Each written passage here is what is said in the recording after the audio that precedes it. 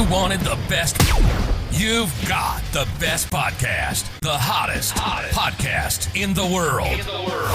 The Chris Voss Show, the preeminent podcast with guests so smart you may experience serious brain bleed. Get ready. Strap yourself in. Keep your hands, arms, and legs inside the vehicle at all times, because you're about to go on a monster education roller coaster with your brain. Now, here's your host, Chris Voss. Hi, folks, Chris Voss here from the ChrisVossShow.com, the ChrisVossShow.com. Hey, we're coming to you with a great podcast. I don't know if your brain's bleeding, but the lawyer said that since we offer brain bleeding in the intro there, that we have to have disclosure that we're not responsible for anyone's brain bleeding. It's kind of like when you park at the store, but they say they're not responsible for those carts that they ram into your car. It's kind of like that. Anyway, guys, be sure to refer the show to your family, friends, and relatives. Remember, the Chris Voss Show is a show that loves you. It's a family, and it's a show, too, as well. It's a family that loves you, but doesn't judge you, the best kind of family there is. In fact, that might be your only family at this point, really. I've seen some of you folks. Anyway, guys, I'm just teasing. Go to LinkedIn newsletter. LinkedIn newsletter. People love that thing. The big LinkedIn group, 122,000 people over there. LinkedIn, it's quite the thing now. Also, go to all of our groups on Facebook, LinkedIn, Twitter, Instagram, TikTok. Just Google it. You can find all the stuff that we're doing over there. And also, hey, if you get a chance, go give us 5 stars there on iTunes. You go on iTunes, you do a review of the show. Say the show is so funny, it makes my sides hurt and my brain bleed. Maybe. Just don't make that a complaint about the brain bleed thing. Evidently, that's happening. So my brain's the one that bleeds the most. So there you go. Anyway, today we have an amazing CEO and founder on the show. He's going to be talking to us about his company, what he does, some of the aspects of leadership, and all that good stuff. Matt Wasserlauf is on the show with us. He's the CEO and founder of Blockboard. This is his second appearance, so he's becoming quite the regular on the show. He is one of the original disruptors of the TV business and is known as the visionary who revolutionized advertising by enticing television advertisers to invest their marketing dollars online. In 2020, iMedia recognized Matt with the Conviction Award for his unwavering belief and conviction in the future of video beyond TV. In 2004, he founded Broadband Enterprises, the industry's first online video company, and co-founded the mobile video platform Torrential in 2013. He recently sold Torrential to the television company ITN, the leading unwired broadcast network. And in May of 2019, he launched his newest and arguably, it's very arguable, most exciting venture yet, Blockboard, a new digital distribution platform service that utilizes blockchain technology to distribute videos. Welcome to the show, Matt. How are you? Great to be here, Chris. Thanks so much. It's good to have you back as well. Can you give us your .com so people can look you guys up on the interwebages? I'm sorry, what Can you give us your .com so people can look up on the internet? Blockboard.com. Myblockboard.com. There you go. There you go. So welcome back to the show. And tell us again what Blockboard is. Give us an overview, if you would. Sure. Well, great to be back, Chris. And my Blockboard, well, our company is called Blockboard. Our website is myblockboard.com. Blockboard founded 3 years ago to reset the entire digital video advertising industry on the blockchain. And the reason I did that is digital video has become a bit of a mess as we've grown up in the industry. We're a $50 billion industry today, which is quite remarkable. But there's a lot of issues and challenges in the industry. You know, most stridently is fraud. Roughly 40% of that $50 billion is just not running properly. And quite frankly, it's running in front of bots.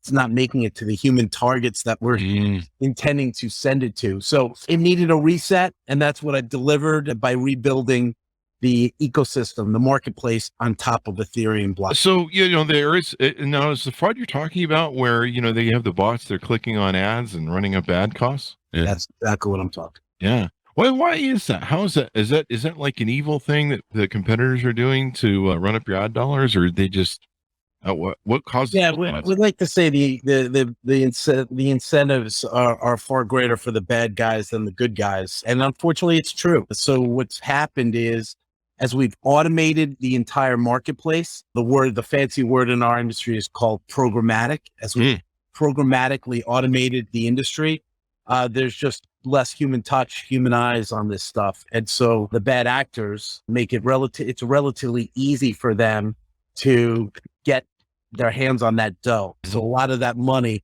is being poorly spent, and that's what we're aiming to fix, and we're well on our way. There you go. Who are the customers that you usually service and assist in the company? Today, we're working with some big brands, but we're working with some, smaller brands too. With anyone that wants to execute and drive real results is our customers. But the big ones that you've certainly heard of are Chipotle. Dexcom is a diabetic treatment. Fox News is one of our customers. So we have some big brands, but we work with so many companies who we like to say are the ones that are most closest to the results, that are looking for real results. And so what sort of services do you provide to your clients? End-to-end video, digital video. So we're the big trend and the big exciting aspect of digital today is called CTV, connected TV. So much of video today is being streamed, and that's coming directly at the expense of linear TV that we used to watch over the air on our local television stations. So now is more and more, certainly of the younger generations, but really everybody is turning on their video providers. Some of the ones that are most commonly bandied about, Netflix is now in advertising, Paramount Plus, Peacock, all these major media companies are now really driving the growth of their viewership in CTV, or streaming television. Wow. Yeah, everything's about streaming. It's really surprising to me because you used to pay, one of the reasons I always avoided Hulu was because the ads. And I'm like, why am I paying to see ads? And like the same thing on HBO Max. I'm like, their ads are for HBO Max, which are kind of palpable. But yeah, seeing Netflix get into the game, I was like, wow, okay, that's different. Yeah, no, it's different, but it's also, going to be a solve for viewers because they're getting fatigued now, having to pay all these different providers a subscription fee. So what do you do to, offset that? You introduce the ad model, and that's what Netflix is really going to help try to drive through the industry. And, the other major media companies that are now in CTV are they're fluent on advertising and have been for 50, 60 years. So it's going to help ultimately the viewers offset those subscription costs. Yeah, they're kind of, it's so wild. There's so many streaming services, but we're kind of digressing and getting off the thing here. You guys hosted recently a Blockboard Up Next Upfront at a Friars Club. Tell us about that show. Yeah, no, so excited, Chris. And yet you're right. Since we talked last, I'm a former television guy, worked for CBS. I worked for Warner Brothers. And so the whole idea of the upfront season is something that I've always known. And even at some of my prior companies like Brubbin Enterprises, I actually hosted an upfront as well. So when I started Blockboard a few years ago, I had my eye on that. And really what we used our Up Next event to do during the upfront season was to introduce ourselves. It was sort of our coming out party. Wow. So I had an opportunity to tell the industry, the world, this is who we are. This is what we do. These are some of our customers. And these are the results that we're driving for the industry. So it was a really great event. Ron and Sana from CNBC hosted it. We were able to introduce ourselves, our executive team. And most importantly, we've got these customers of ours who are really excited about what we do. Now, one of the reasons you named the company Blockboard, I'm assuming, I'm jumping to conclusions here, is you guys use blockchain technology to create transparency with your clients. Is that the reason you named your company that? Or that's it. That's it. It flowed off the tongue. It sounded great. It sounded great. So I ran with it. Now we run around. We are Blockboard. Yes. There you go. It had, truth be told, Chris, it wasn't the first name that I thought of. I originally named the company Video ICO.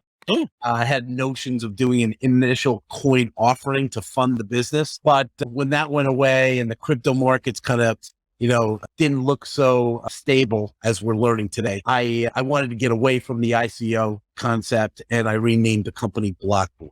That's awesome.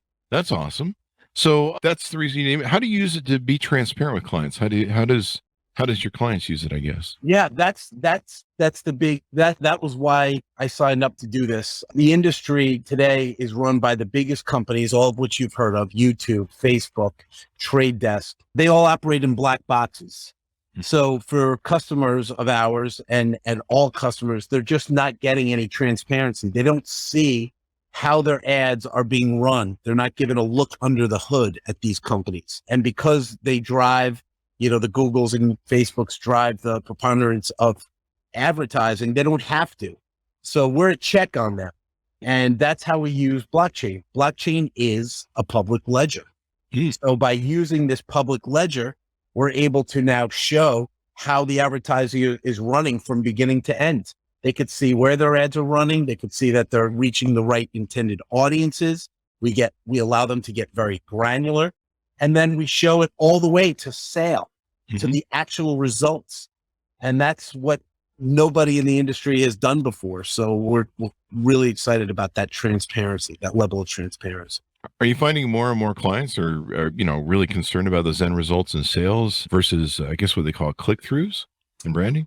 100%. Now that we're tipping into recession, Chris, it's what all of these advertisers and marketers are looking at now. They have to know how they're spending their money and that they're spending it wisely. So it's becoming more and more a theme, and our clients are telling us how important it is to them. So yes.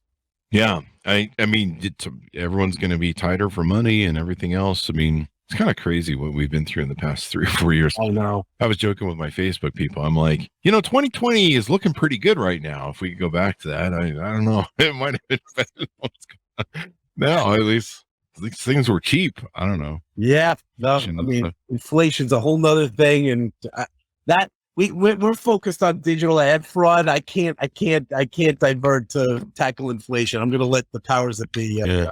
I mean, you can only handle a few things. One of the things you guys refer to is secondary KPI. What is that? Tell us a little bit more about that. Yeah. So in our little circle of digital advertising, Chris, what we have ultimately the biggest brands that have driven the digital ad business for so long, starting with the Procter and Gamble's and the General Motors and such.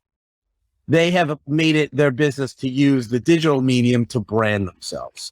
They want to get, if P&G is introducing Pantene shampoo, they want to put their Pantene commercials on the web and make sure everyone sees it. And the way that they measure that is through the impressions, the reach, and the frequency. How many impressions, how many people did they hit with that Pantene commercial? And reach and frequency has been the predominant metric that the industry looks to say success or failure. Mm-hmm. What is starting to happen, we just touched on this with this potential recession looming, is the availability of real end results like sales in a tough marketplace, a tough economy like today. And these same advertisers are saying, wait a minute, I reached all these people, but what are the sales? How did my money just get spent? What's the end result? Yeah. And it's because that data is now available in digital, they are starting to look at what had historically been secondary KPIs. Primary KPI, reach and frequency. Secondary KPI, sales. And that secondary KPI is now becoming supreme. They're really looking at more and more as the primary key performance index. Mm-hmm. That's important. You got to have the sales on the bottom line, right? I mean, yeah. Well, get all the eyeballs you want. If you don't get sales, it doesn't matter. Where I was truly inspired to start Blockboard, Chris, was a few years ago. P&G, JP Morgan Chase, a couple of other major advertisers did what were called turn-off experiments, and they essentially took their $100 million of digital ad spend and turned it off, and then analyzed the sales. What was the ramification? The ramification was zero change. So for $100 million of ad spend, P&G is looking and saying, wait, I just turned that off, but my sales are the same. It was an indictment on our industry. Oh, wow. And so I, as one of the pioneers in the space, one of the first guys to throw, video ads on the web, I took that personally. Wow. I took that personally. Yeah. Like, what are we doing here? So I took it upon myself, and I leaned over to talk to some of my peers, tech partners, and I said, how can we fix this? What's this blockchain thing? How can we build and fix this and remedy this problem? And that's what we've done. That's awesome, man. I mean, it's so important for people to, make sales. I mean, I've seen a lot of people that spin eyeballs. I mean, I don't know. There's some people that seem to buy for eyeballs like Coke and stuff. I don't know. Sometimes they're beers, like Miller Lite and stuff. I don't know.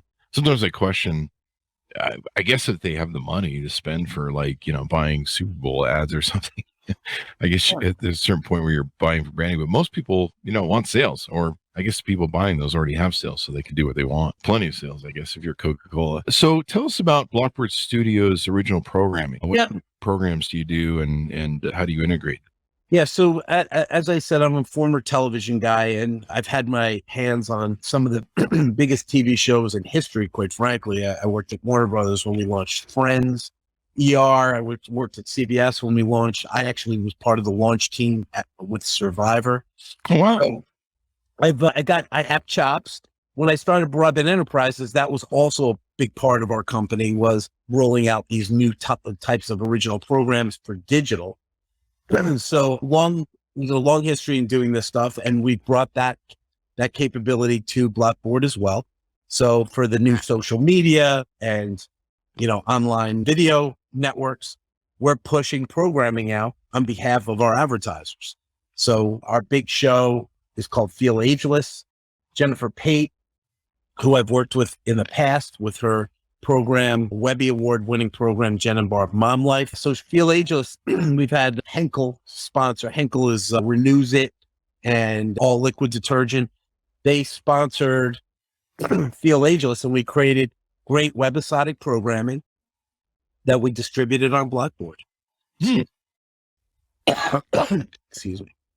Yeah. So it's been a nice part of our company, and something that our advertisers have been leveraging. And that just integrates right into the show, huh? We actually we integrate the products elegantly into the content and edit it for these new networks, particularly social media. So It's been a home run, and we often put an action in that content.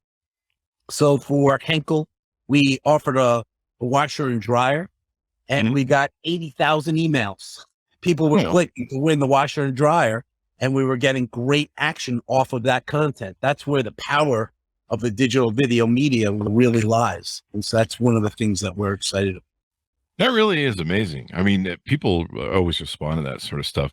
I remember back in the day with our mortgage company, we'd offer like a giveaway for a TV. And of course we were running radio ads. This is how old I am. And I mean, the phones light up and everything else, when we run that ad. Yeah. People like free is fun. Free is good. Fun.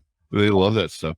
So what do you see is upcoming next for your company, and then also for the field of advertising?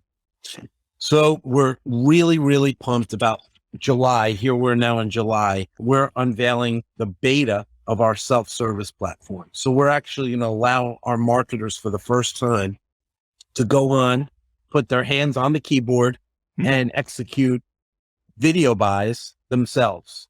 So that's a real game changer for us. We're excited about that. So as I said, it's going to be in the beta. We'll take the feedback and we'll form the product off of that feedback. But it's a big deal, and it's really going to set the future of our company in motion for the coming 2 to 3 years. So and going forward. So that's a big part of what we're excited about. Do a lot of your competitors have that sort of offer? Well, certainly they do. Trade Desk is the big one in the industry.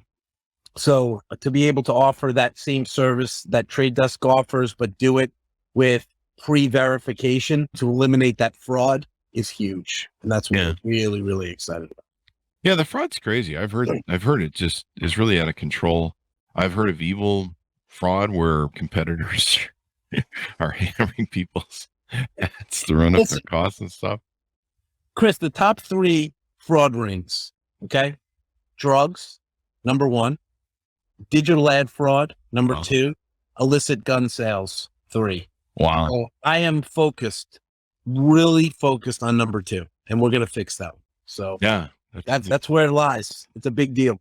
That sounds like something that's, is a definite real problem and all that good stuff. So, you've started a lot of companies. How many companies have you started so far? Because I know there was a lot in the bio. This is my third. Third. Yeah. So you've been doing this for how many years? Is starting. Well, digital video for 20 plus years, and just media in general. My career is 31 years old. 31 years old. And so let's talk about leadership, because my book Beacons of Leadership, and the forthcoming book will be talking about leadership again ad nauseum. I guess people have to get sick of leadership from me.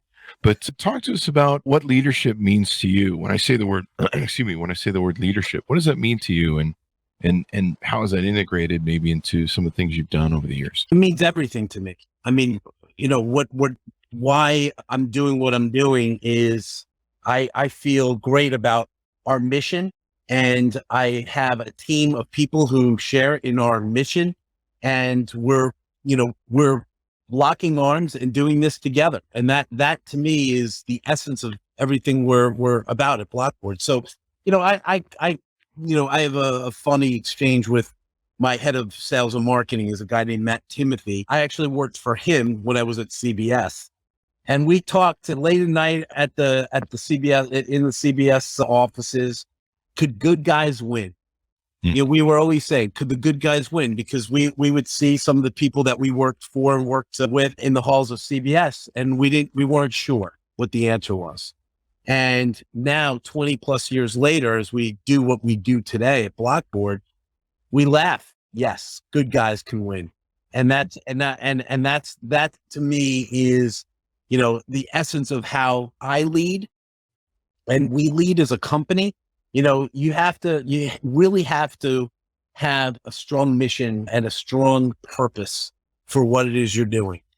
And that conviction is what drives us, and it's shared across our team. That's how I lead.